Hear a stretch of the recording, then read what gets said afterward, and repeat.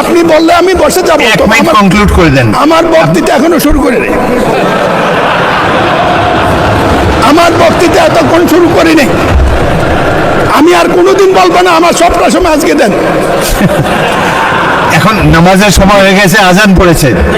আমি আমার সংসদ নেতার দৃষ্টি চাচ্ছি, আমি জানতাম না আজান আজকে বক্তৃতা দেওয়ার জন্য আমি প্রস্তুত ছিলাম না। আমাকে বলেছে আজকে দিতে হবে, আমি না পড়েই দাঁড়িয়েছি কয়টা কথা বিবেকের তাগুদে বলার জন্য। ভালো বলেছেন, বাট আর 30 সেকেন্ডে শেষ করেন, নামাজের টাইম চলে যাচ্ছে, আজান পড়েছেন। এই কঠিন সময় ওকে দিলেন মাননীয় স্পিকার। আপনি ইতিমধ্যে ভালো বলেছেন, সুতরাং না আমার কথা শুরুই তো করি না, আমরা বলে ভালো এই কঠিন সময় আমাকে দিলেন, শেষ করেন, আরো সুযোগ পাবেন। সম্পর্কে কিছু বলার সুযোগ পেলাম। ওনারা তো সবসময় বলে জাতির টেলিভিশনে বলে, তারা গেলে টেলিভিশন যায়, বিরোধী দল দাঁড়ালে টেলিভিশন ধরে, আমরা আপনি আমাকে অ্যাড্রেস, স্পিকারকে অ্যাড্রেস করেন, ওনাদেরকে বলেন না। শেষ করেন প্লিজ। আপনি কঠোর মানুষ, আমার মাইকটা বন্ধ করে দেবেন, সময় আর নষ্ট করতে চাই না। বিরোধী দল তাদেরকে এখনো আমি চিনি নাই।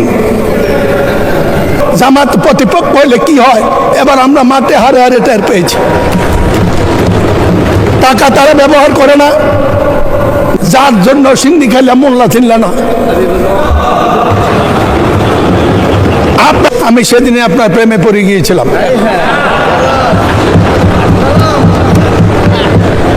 আউযুবিল্লাহি মিনাশ শাইতানির রাজিম, বিসমিল্লাহির রহমানির রহিম। মাননীয় স্পিকার, সময় দেখবেন, 8 মিনিট হলে বলবেন। আজ আমি খুব প্রীত এবং আনন্দিত। আচ্ছা, আপনি এই মহান সংসদের স্পিকার নির্বাচিত হয়েছেন সার্বজনীনভাবে, সেই জন্য সকল কৃতিত্ব আল্লাহ পাককে দিয়ে আমাদের সংসদ নেতা জনাব তারেক রহমান এবং সম্মানিত সকল সংসদ সদস্যকে ধন্যবাদ জানাই। স্মৃতিচারণের সময় নেই, কিন্তু আজ মনে পড়ে 1965 সনে ঢাকা বিশ্ববিদ্যালয়ের ছাত্র হিসাবে প্রথম যখন ক্লাস করতে গিয়েছি, সেদিনে ঘোষিত হয়েছিল পাক ভারত যুদ্ধ।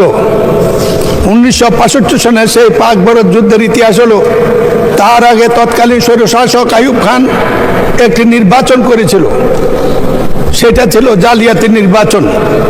সকল বিরোধী দল এবং তখনকার গঠিত Democratic action committee of Pakistan, যার পূর্ব পাকিস্তানের আহ্বায়ক ছিলেন জামাতের স্বপ্নদ্রষ্টা জামাত নেতা অধ্যাপক গোলাম আজম।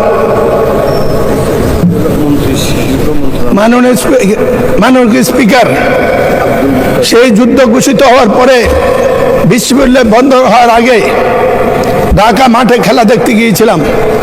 আপনি তখন ওয়ান্ডার্স ক্লাবের খেলোয়াড়। আপনার ফুটবল খেলা দেখে প্রথমবারের মতো আমি সেদিনে আপনার প্রেমে পড়ে গিয়েছিলাম।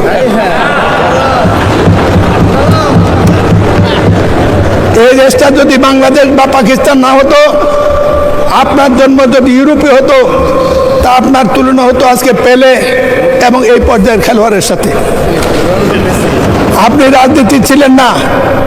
70-এর নির্বাচন আপনার বাবা ডক্টর আজহারউদ্দিন তৎকালীন আইয়ুবের স্বৈরশাসকের বিরুদ্ধে 70-এর নির্বাচনে এই ভোলা থেকে সংসদ সদস্য নির্বাচিত হয়েছিল। 73-এর নির্বাচন আপনি তখন সেনাবাহিনীতে, আপনার এই মরহুম আব্বাকে সেদিন নাজেহাল করেছিল। তখনই রাজনীতিতে আপনার আকাঙ্ক্ষা করে মানুষের এই সংসদে জাতি জানে না যে কজন বীর বাঙালি মুক্তিযুদ্ধের শুরুতে শহীদ জিয়ার আহ্বানের পরে আপনারা ক্যান্টনমেন্ট ভঙ্গ করে প্রতিপক্ষ পাকিস্তানি কমান্ডারকে নিহত আহত করে সোলজার নিয়ে সরাসরি মুক্তিযুদ্ধে অংশগ্রহণ করেছেন। শোনেন, এর পরবর্তী পর্যায়ে রাজনীতিতে আসার জন্য প্রথম দিন জন্য আপনি আকাঙ্ক্ষা ব্যক্ত করেন পূর্ণ স্মৃতির কারণে এবং মোহামেডান ক্লাবের কর্মকর্তা হিসাবে আপনাকে নিয়ে প্রথম রাজনৈতিক নেতাদের কাছে যাওয়ার পরে আমাকে সেদিন অভিনন্দন জানিয়েছিল, এই রত্ন তুমি কোথায় পেলে? আজ আমি প্রশ্ন করতে চাই জনাব তারেক রহমানকে, এই রত্ন তিনি কোথায় খুঁজে পেলেন? আপনাকে অভিনন্দন। আপনার নেতৃত্বে এই সংসদ দুর্ভাগায় জাতির সকল সমস্যার সমাধানে বিরাট ভূমিকা রাখবে। আরও বলতে পারতাম, কিন্তু আমি জানি এক সময় আপনি কঠোর মানুষ, আমার মাইকটা বন্ধ করে দেবেন, সময় আর নষ্ট করতে চাই না। আজকের আলোচনায় রাষ্ট্রপতির ভাষণ। মাননীয় স্পিকার, আমার ভয় হয় কোন ভাষায় কথা বলবো। এক সময় প্রশ্ন ছিল 71-এ 52 সালে কোন ভাষায় কথা বলবো কিনা। আজকে প্রশ্ন হয়েছে কথা এঠল বলবো কিনা। এই সংসদের দাঁড়িয়ে ভয় হয়। আগে যাদের বিরুদ্ধে দাঁড়িয়ে কথা বলতাম তাদেরকে চিনতাম, আর আজকে যাদের বিরোধী দল তাদেরকে এখনো আমি চিনি নাই। আমাদের নেতা তারেক রহমান বলেছিল কঠিন নির্বাচন, সেদিন অনেকে বুঝে নাই, আমি বুঝেছিলাম। পরে আমরা নির্বাচন করতে গিয়ে বুঝেছি কি কঠিন নির্বাচন পাশ করেছি। কিন্তু একটি সাহস ছিল মাননীয় স্পিকার, সেটা হলো আওয়ামী লীগের বিরুদ্ধে নির্বাচন তারা কি করবে জানতাম, কিন্তু সৎ লোকের শাসন, জামাত প্রতিপক্ষ হলে কি হয় এবার আমরা মাঠে হারে হারে টের পেয়েছি। টাকা তারা ব্যবহার করে না, নির্বাচনে কোনো পক্ষপাতিত্ব করে না। ইনশাল্লাহ জাতির ভবিষ্যৎ উজ্জ্বল। এই জন্য জগন্নাথ ডেপুটি নেতা ডক্টর তাহেরকে নির্বাচনে জিতার পরে অভিনন্দন জানিয়েছিলাম। বলেছিলাম ফ্যাসিস্টদের বিদায়ের পরে কেউ যদি সবচেয়ে আলহামদুলিল্লাহ বলা উচিত সেটা আপনারা। এই নির্বাচন সুষ্ঠুভাবে সংসদ বসার পরে এত সংকট নিয়ে সংসদে আসার পরে যাদের আলহামদুলিল্লাহ বলা উচিত সেটা হলো জামাতে ইসলামী বাংলাদেশ। কিন্তু আজ প্রশ্ন উঠেছে আমাদের সম্পর্ক। আমরা কিছু মুক্তিযোদ্ধা যারা জীবিত আছি তাদেরকে আজকে সমাজে প্রশ্ন করতে হয়। মুক্তিযুদ্ধ 24-এর যুদ্ধ, 24-এর যোদ্ধা এক কাতারে হলো। প্রেসিডেন্টের আমলে বিচারের নামে অন্যায় যদি হয়ে থাকে তারা কি এক কথা? আমি এই প্রশ্নটা মহান সংসদে রেখেই এই সম্পর্কে শুধু জামাতকে একটি কথা বলবো। স্বাধীনতার পরে বা এনসিপির নেতা কার কথা হয়েছিল তাদেরকে বয়স কম হলেও শ্রদ্ধা করি, এই কারণে করি তারা সাহসী সন্তান, এ যুগের চাহিদা। একটি কথা মনে করবেন, শ্রদ্ধা নেতৃবৃন্দ স্বাধীনতার পরে একটু মেধাবী শ্রেণী এসেছিল, তারা গঠন করেছিল জাসদ। এই বাড়াবাড়ি করতে গিয়ে দেশ গেছে, জাতি গেছে, তারাও গেছে। আমরা যেন সবকিছু হজম করার তৌফিক দেয়। আপনাদের উদ্দেশ্যে এই কথাটি রেখে 91 সংসদে আপনাদের সাথে কাজ করেছিলেন দেশনেত্রী বেগম খালেদা জিয়ার নেতৃত্বে। আপনারা যখন প্রশ্ন করেন মনে হয় এই দেশে 15 বছর 20 বছর বিএনপি ছিল না। দেশনেত্রী বেগম খালেদা জিয়া জাতি, দেশ, মানুষের বিরোধী দলের অনেক বিরোধ অপেক্ষা করে জামাতের সাথে একসাথে কাজ করার জন্য আমরা অনেকে না চাইলেও বাধ্য করেছিল। আপনাদের নেতা অধ্যাপক, আমাদের নেতা মাওলানা গোলাম সাবান মরহুম, আমি বলতে চাই তিনি এই সংসদে একটি কথা বলেছিলেন, যার জন্য সিন্নি খাইলা মোল্লা চিনলা না। আপনারা 15-30 বছরে বেঁচে এই পর্যন্ত রাজনীতিকে নিয়ে এসেছেন, তার পিছনে দেশ নেত্রী বেগম খালেদা জিয়া তার অবদানটুকু একটু স্মরণও করেন না। মনে করেন বিএনপি আপনাদের প্রতিপক্ষ, যেমন জাসদ একসময় মনে করতে আওয়ামী লীগ একমাত্র প্রতিপক্ষ, তাতে ইতিহাস দেশ কোথায় গিয়েছে এইটা বিবেচনা করার মতো বুদ্ধিবিদ্যা আপনাদের সবার আছে। আমি শুধু বলবো কয়বার জাতি সমক দেবে, আল্লাহ জাতিকে কয়বার সময় দেবে, আল্লাহ দিয়েও দেখেন নিয়েও দেখেন, কথাটা মনে রাখবেন। সময় লম্বা হলে আর বলতাম, কোনোদিন বলবো আমি মুক্তিযোদ্ধা জামাতের সাথে আমার সম্পর্ক ভালো থাকার কথা নয়। ছাত্রলীগের সভাপতি হিসেবে 73 সনে দাঁড়িয়ে বলেছিলাম জামাতকে যদি মুক্তিযুদ্ধের বিরুদ্ধে বক্তব্য দেয় তারা অন্যায় কিছু করে নাই, কিন্তু যুদ্ধ অপরাধ যারা করেছে তাদের বিচার করুন। শেষ করুন, মাননীয় সদস্য আজান পড়ে গিয়েছেন। সেটু সঠিক বেঠিক সেটা কথা নয়। কথাটা হলো আজকের দিনে আপনাদের এই এটা জাতীয় ঐক্যের যে উদ্যোগ, সেই উদ্যোগের ফসল। আপনাদের এই সংসদকে আসাতে জাতীয় অভিনন্দন জানায় আমরা। আজান পড়ে গিয়েছে। আচ্ছা, আর 1 মিনিট বলেন, 1 মিনিট বলেন। বলেন না কত, আপনি বললে আমি বসে যাবো। 1 মিনিট কনক্লুড করে দেন। আমার বক্তৃতা এখনো শুরু করে নেই, আমার বক্তৃতা এতক্ষণ শুরু করিনি। আমি আর কোনোদিন বলবো না, আমার সবটা সময় আজকে দেন। এখন নামাজের সময় হয়ে গেছে, আজান পড়েছে। আমি আমার সংসদ নেতার দৃষ্টি চাচ্ছি, আমি জানতাম না। না, আজান পড়ে আজকে গেছে। বক্তৃতা দেওয়ার জন্য আমি প্রস্তুত ছিলাম না। আমাকে বলেছে আজকে দিতে হবে, আমি না পড়েই দাঁড়িয়েছি কয়টা কথা বিবেকের তাগুতে বলার জন্য। না, ভালো বলেছেন, বাট আর 30 সেকেন্ডে শেষ করেন, নামাজের টাইম চলে যাচ্ছে, আজান পড়েছেন। এই Please, কঠিন সময় আমাকে দিলেন মাননীয় স্পিকার। আপনি ইতিমধ্যে ভালো বলেছেন, সুতরাং না, আমার কথা শুরুই তো করি না, আপনি বলে ভালো। এই কঠিন সময় আমাকে দিলেন, যাক, শেষ করুন, আরো সুযোগ পাবেন। সম্পর্কে কিছু বলার সুযোগ পেলাম।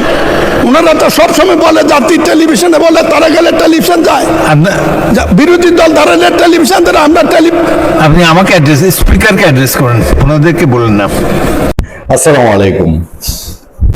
বিজেপি নেতা, মানে বাংলাদেশ জাতীয় পার্টি বিজেপি নেতা, বলতে পারেন যে বিএনপির প্রায় 20 বছরের বন্ধু, সাবেক মন্ত্রী নাজিবুর রহমান মঞ্জুর ছেলে আন্দালিব রহমান পার্থ, তাকে নিয়ে আপনাদের নানান রকম বিতর্ক থাকতে পারে। হয়তো অনেকেরই অপছন্দ যে প্রসঙ্গটা, এই যে সংসদে তিনি একটা বোম ফাটানোর পরে, একটা বোম ফাটানোর মধ্যে বোম বাস্টিং একটা উপস্থাপনার পরে অনেকেই নানান ভাবে, সে শেখ পরিবারের সদস্য, তার শ্বশুর শেখ পরিবারের সদস্য, তারপর তার পিতা লাঙ্গলে ছিলেন, জাতীয় পার্টি এরশাদ এরশাদের সঙ্গে ছিলেন, বা আপনার তিনি এমনিতে যদি তার গরুর গাড়ি মার্কা হয় তিনি ধানের শীষে ভোট করছেন, এরকম নানান কিছু আকস্মিক দেখবেন হঠাৎ করে এগুলো সব, মানে আন্দালিব রহমান পার্থ বলতে পারেন যে এই পার্থকে চেনা যাচ্ছে না। এই যে তিনি সংসদে যে বোমটা ফাটালেন, এই বোমটা ফাটানোর পরে যে পার্থকে সোশ্যাল মিডিয়া আমরা দেখছি, উনি ছিল অন্য কেউ পার্থ, মানে ভিলেন এক পার্থ। এক হুজুর দেখলাম খুব বক্তৃতা দিচ্ছে, এই যে এই সব বলছে যে পার্থ ইলেকশন করে ধানের শীষ থেকে, তার দলের ইয়ে হলো ঘোড়া গিয়ে গরুর গাড়ি তার বাবা করেছে, লাঙ্গল, এরকম নানান বিষয়, তারপরে তার শ্বশুর বাড়ি পরিবার নানান কথাবার্তা এক হুজুর বয়ানে বলছে। আচ্ছা, হঠাৎ করে পার্থ এত খারাপ হয়ে গেল, সোশ্যাল মিডিয়ায় নানান জনের নানান রকম অভিব্যক্তি, পার্থ এই, পার্থ সেই, পার্থ নাকি বিদ্যুৎ নিয়েছে। আচ্ছা, শেখ হাসিনার কাছে বিদ্যুৎ কেন্দ্র নেয়ার পরে পার্থ কি খুব বড় লোক? আচ্ছা, এমন একটা আলোচনা এসছে যেটা হলো পার্থর পিতা সম্পর্কে, এমন একটা শব্দ ব্যবহার করা হয়, আমি এটা উচ্চারণ করতে চাই না, কিন্তু আমার যতটুকু মনে পড়ে, বাংলাদেশে অন্য একজন প্রধানমন্ত্রী, তিনিও প্রয়াত, ফলে আমি তার নামটি মুখে নিতে চাই না, আরো মুখে নিতে চাই না, তিনি আমার পিতার বন্ধু ছিলেন, তো আমাদের বাড়িটারিতে তার যাওয়া আসা ছিল, ফলে ওই প্রধানমন্ত্রীর নামটি মুখে নেব, কিন্তু তার সঙ্গে চিনি শব্দটি জড়িত ছিল। এটা পার্থর বাবা নাজিবুর রহমান মঞ্জুর ক্ষেত্রে ছিল না, কিন্তু দেখবেন সোশ্যাল মিডিয়ায় জামাত ঘরানার যারা আছেন এবং ইউনুস ঘরানা, বিশেষ করে ইউনুস ঘরানা, তারা খুব এরকম একটা কিছু ব্যবহার করার চেষ্টা করছে, মানে দিনকে রাত করা, রাতকে দিন করা। পার্থর পিতা, তিনিও আমার পিতার সমসাময়িক সময়ের রাজনীতিবিদ, আমি জানি সেই সময়কার কিছু কাহিনী জানি, ওগুলো আমি পুরোনো কাহিনী দিতে চাই না, সুতরাং তাদের এই প্রয়াত দুই নেতা সম্পর্কে আমি কিছু বলতে চাই না। কিন্তু আমার কাছে খুব মজা লাগছে যে এক বক্তৃতা সংসদে, এক উপস্থাপনার পর এই যে পার্থর পিন্ডি চটকানো শুরু হয়েছে, এই পিন্ডি চটকানোর মাঝে যাটা কি, মাঝে যে আমি খুঁজে পেয়েছি, ইউনুস জামানায় মনে আছে তার স্ত্রীর বিদেশ যাত্রার নিষেধাজ্ঞা দেওয়া হয়েছিল।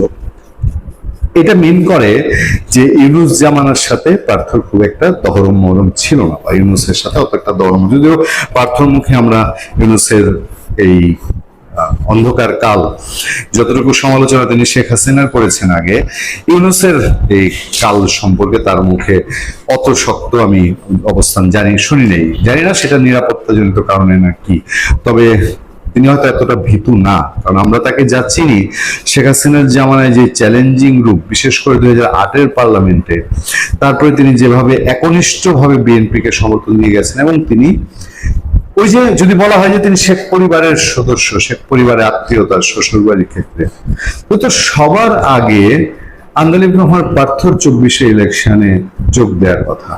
আন্দালিব রহমান পার্থ তো 24-এ ইলেকশনে যোগ দেয়নি, এটাই তো বাস্তবতা।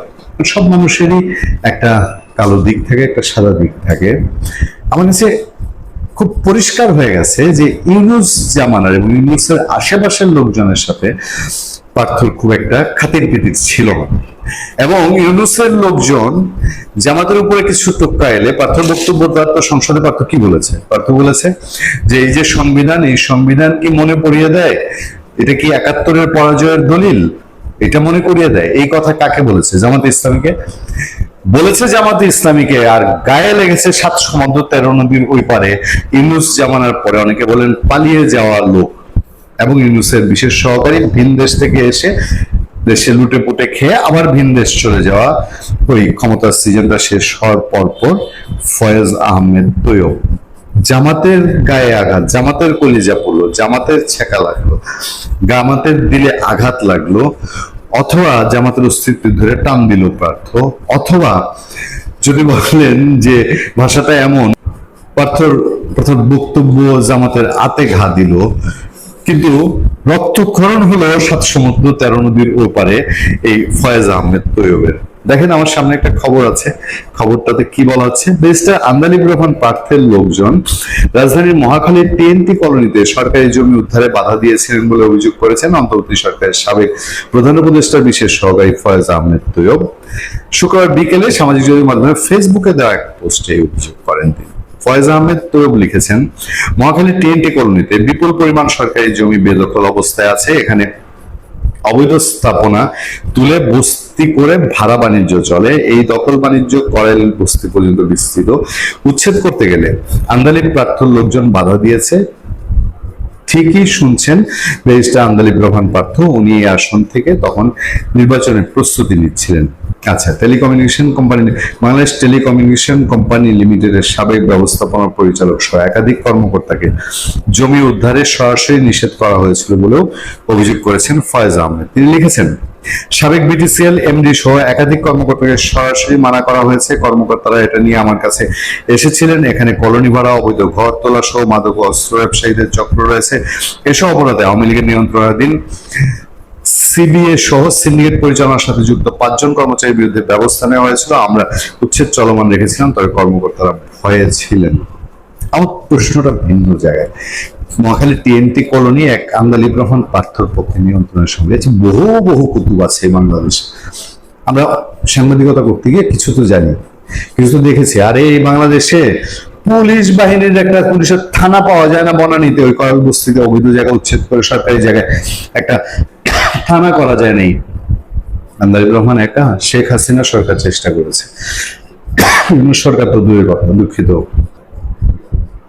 সরকার তো দূরের কথা, শেখ হাসিনা সরকার করিল বস্তিতে চেষ্টা করে নাই তা না, করেছে। কিন্তু ওখানে বহু রাঘব বল, বহু কর্তব্য, এখানকার কাউন্সিলর, হ্যান তেন আরো পলিটিক্যাল লোকজন।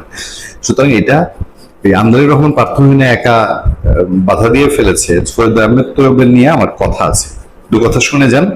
আচ্ছা, এখানে সে আরো বলছে যে রাজনৈতিক নেতাদের সমালোচনা করে ফয়েজ আহমেদ বলেন, দায়িত্ব পালন করতে গিয়ে রাজনৈতিক নেতৃবৃন্দকে একেবারে কাছে থেকে দেখেছি। অভাবনীয় সব কানেকশনে জড়িত আমাদের রাজনৈতিক নেতৃত্ব এবং তাদের আশেপাশের লোকেরা। বাইরে থেকে বোঝার কোনো উপায় নেই। ওনাদের অনেকের স্বার্থ তদবিরও চাওয়া শুধু সাধারণ চাওয়া নয়, বরং দেশের সম্পদ ব্যবস্থাপনার সাক্ষাৎ হস্তক্ষেপ। খুব বলতে ইচ্ছা করে ফয়েজ আহমেদ তৈয়ব সাহেব, আপনি কি করে গেছেন? আপনি কোন লুটপাটটা করে গেছেন? আপনি বাংলাদেশের কোন ঘোড়ার ডিমটা যতদিন দায়িত্বে ছিলেন করে গিয়েছেন এই বাংলাদেশের জন্য? আসেন সেই প্রশ্নে। আন্দালিব রহমান পার্থ যখন সংসদে বক্তৃতা দেন, যখন বলেন যে এই সংবিধান কি মনে করিয়ে দেয় এটা কি ৭১-এর পরাজয়ের দলিল, সেই কথা আত্মায় ঘা লেগেছে বলে আজকে আন্দালিব রহমান পার্থর ওই যে আরো সোশ্যাল মিডিয়ায় যে চণ্ডীপাঠ, এই পিন্ডি চটকানোর কাজটাতে সৈয়দ আহমেদ তৈয়ব, তাই না, ফয়েজ আহমেদ তৈয়ব, তিনি যোগ দিলেন কিনা? ভালো থাকবেন, সুস্থ থাকবেন। আপনাদের সাথে আমি আতিক রহমান, পূর্ণিয়া।